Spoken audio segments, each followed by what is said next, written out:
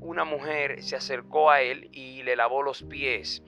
La tradición implicaba que para aquella época una persona del nivel de Jesucristo no podía darse el lujo de compartir con una mujer de reputación dudosa en un espacio público ni en un espacio privado. Sin embargo, esta mujer se acerca en un espacio público, en la casa de una persona farisea, como el caso de Simón, a tener ese contacto físico con Jesús, lo cual sorprendió sobremanera a Simón, que al punto que hizo que Simón dudara. La acción produjo que Simón dudara en su corazón, diciendo: si este fuera profeta, se diera cuenta de qué tipo de mujer es la que se le está acercando.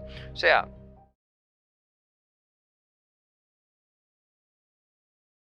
mira, hablar acerca de la parte idílica de la vida de Jesús implica un riesgo enorme para la época actual y de hecho para la época pasada, ¿no? Porque no se tiene la costumbre de tocar ese tema sobre si Jesús tuvo alguna interacción profunda con alguna mujer o si tuvo algún noviazgo, algún matrimonio público. Todas las personas que tocan este punto siempre se sorprenden, otros se ofenden, otros se sienten mal.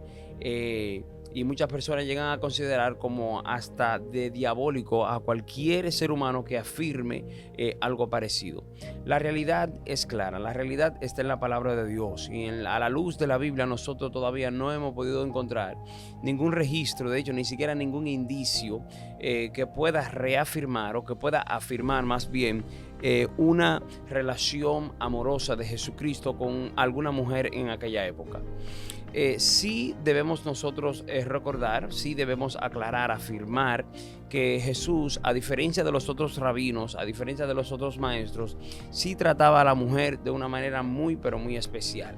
Sí le daba hasta cierto grado una participación indirecta en lo que tenía que ver con el ministerio. Eso lo vemos nosotros en los evangelios, cuando registran que había mujeres que le servían a Jesús y que obraban a favor del ministerio de Jesús. Vemos, por ejemplo, en el libro de Lucas, capítulo 7, si mal no recuerdo, cuando Jesús visita por una invitación de un fariseo llamado Simón la casa de este, y cuando se encontraba ya comiendo, una mujer se acercó a él y le lavó los pies. La tradición implicaba que para aquella época una persona del nivel de Jesucristo no podía darse el lujo de compartir con una mujer de reputación dudosa en un espacio público ni en un espacio privado. Sin embargo, esta mujer se acerca en un espacio público, en la casa de una persona farisea, como el caso de Simón, a tener ese contacto físico con Jesús, lo cual sorprendió sobremanera a Simón, que al punto que hizo que Simón dudara. La acción produjo que Simón dudara en su corazón, diciendo: si este fuera profeta, se diera cuenta de qué tipo de mujer es la que se le está acercando. O sea, Jesús lo permitió. De igual forma tenía una muy buena relación con María. Se comenta que era María Magdalena, que fue la primera que visitó la tumba. La primera que visitó la tumba después de la muerte de Jesús fue María Magdalena. Siempre tuvo una forma de intercomunicarse con las mujeres, es decir, de manera educada, de manera caballerosa. Le dio un muy buen trato a las mujeres, y no podemos decir que Cristo discriminó a las mujeres como a lo mejor hombres de su nivel para esa época pasada sí lo hacían posiblemente. Cuando usted analiza el libro de los evangelios, los libros de los evangelios, también puede ver la historia de Jesús tratando con la mujer samaritana. De hecho, en esta historia, los mismos discípulos se sorprenden de que él estuviese hablando con una mujer. El hecho de que Jesús tratase bien a las mujeres, de lo cual sí hay registro bíblico en las Sagradas Escrituras, ese hecho no da por entendido de que Jesús tuvo alguna vinculación idílica con ningún tipo de mujer. No podemos tampoco afirmar de que Jesús era homosexual y que no le gustaban las mujeres, y que con la única persona que tenía una vinculación más profunda era con los hombres. Era normal que para aquella época los hombres fueran los seguidores más cercanos de los maestros más prominentes, y Jesús llegó a ser un maestro muy pero muy prominente en el pueblo de Israel, y por consiguiente, de acuerdo a la tradición, a las costumbres, los que le seguían de cerca, los discípulos más cercanos, eran hombres. La vida de Jesús no fue diseñada de acuerdo a lo que podemos entender para que tenga mujer. La vida de Jesús de parte de Dios fue diseñada a los fines de que Jesús pueda cumplir una obra específica aquí en la tierra, y el nivel de concentración que tenía Jesús en la tarea que le fue encomendada le impidió, por así decir, que él se enfocara en otra cosa que no fuera la voluntad del Padre.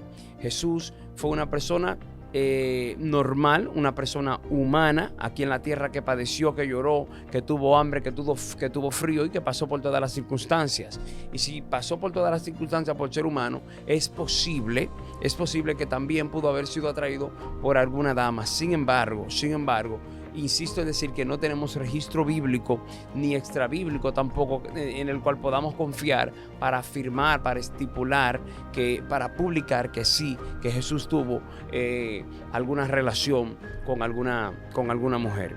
Para la época de Jesús, siendo el pueblo de Israel dominado por Roma en aquellos tiempos, los jovencitos de 20 años, más o menos de 25, ya para esa época más o menos iban cultivando lo que era una relación amorosa, y de hecho las mujeres se casaban súper temprano, a edades muy tempranas, y no hay razón, por así decir, para querer ocultar que Jesucristo tuvo alguna vinculación. Si de haberla tenido, bíblicamente hablando, se hubiese dicho. Porque, por ejemplo, Moisés era un hombre de Dios y no se le niega ni se le oculta a su esposa. De hecho, en la Biblia encontramos registro de la esposa de Moisés, de la esposa de Samuel, de la esposa de David, de la esposa de Pedro, de hecho, de la esposa de Pedro. De todos esos grandes hombres de Dios se encuentra el registro bíblico de manera clara. Tenemos el caso, por ejemplo, del libro de Ezequiel, donde habla acerca de la esposa de Ezequiel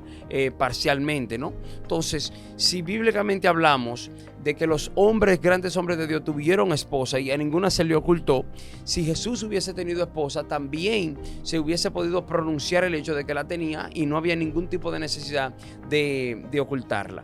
Hay una línea no cristiana, o más bien cristiana no común, conocida como el cristianismo esotérico, que afirma que Jesús tuvo una vinculación idílica con María Magdalena, más allá de lo que establecen las Sagradas Escrituras, y que de hecho que hay una descendencia sanguínea física de Jesús en los lados del Medio Oriente, que Jesús tuvo hijos y que para esta época tiene una descendencia grandísima que milita en esa zona. Nosotros no podemos afirmar eso porque nuestro libro matriz, desde el cual sacamos los datos de los cuales nos hacemos responsables al emitir, es de la Biblia, y en la Biblia en ningún momento dice que Jesús se encontró con ninguna vinculación.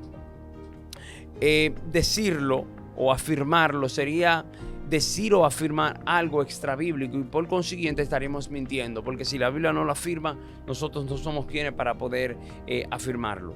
Personalmente me hubiese gustado a lo mejor que Jesús hubiese tenido una esposa, igual que cualquier otro hombre terrenal, pero me gozo en el Señor de que no la tuvo, porque el hecho implica que a lo mejor fue la voluntad de Dios de que él no la tuviera. No nos podemos sorprender de que no tuviera la esposa, porque por ejemplo Pablo también fue un hombre de Dios extraordinario, no tuvo esposa y se dedicó 100% a lo que tiene que ver con la voluntad del Padre y a hacer lo que tiene que ver con la obra del Señor aquí en esta tierra. Semejante visión también tenía Jesucristo, enfocado en todo momento en hacer la voluntad del Padre, obviando deseos pasionales de los seres humanos que a la larga de la corta contraen mucho impedimento y mucho obstáculo para hacer la obra de Dios al nivel que Jesucristo la pudo hacer. Cristo también tenía por segunda mano cualquier otra cosa que no fuera la voluntad del Padre. Él mismo lo dice: cualquiera que no dejare padre, madre, hijo, hija, por mí no es digno de mí, dando a entender que la voluntad del Padre, que la voluntad de Dios estaba por encima de cualquier otro tipo de deseo terrenal, humano y pasajero que se pudiese tener aquí en esta tierra. Señores, Dios les bendiga. Hasta una próxima.